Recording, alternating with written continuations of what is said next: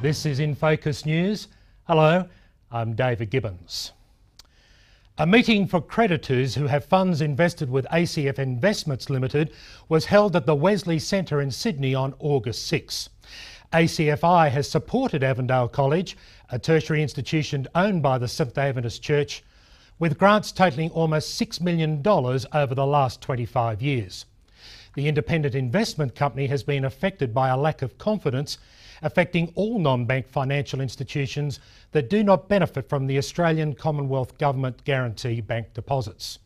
Church officers and leaders are saddened by the impact the world financial markets has had on ACFI. Look, things are really tough at the moment. We know that many of our church members are having a very, very hard time. And I just want to assure everybody that we are mindful of that. We are certainly remembering the situation in prayer. We are certainly praying that the Lord will continue to be with each of us as we individually, as the church, all of us together move through this difficult economic time.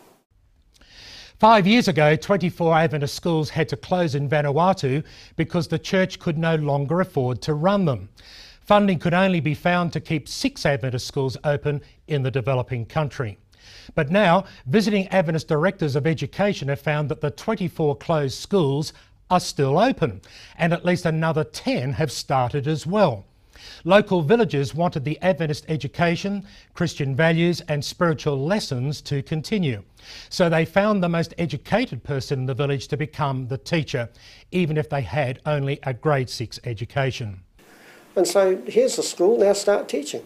And they're absolutely amazing. Some of them are doing a fantastic job. Resources are now being collected to send to Vanuatu to help the villagers to run their own schools.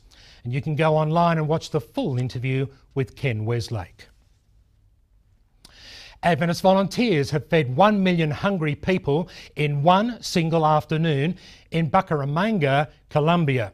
Church members and young people distributed crates of food in a charity effort coinciding with the United Nations World Hunger Day. In some locations, volunteers provided haircuts, medical attention and shower facilities as well as food.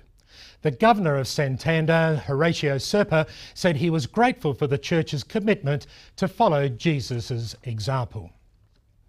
Students from Prescott Primary Southern in Adelaide, South Australia, not only made it through to the Wakakirri State Primary Grand Finals, but tied for second place.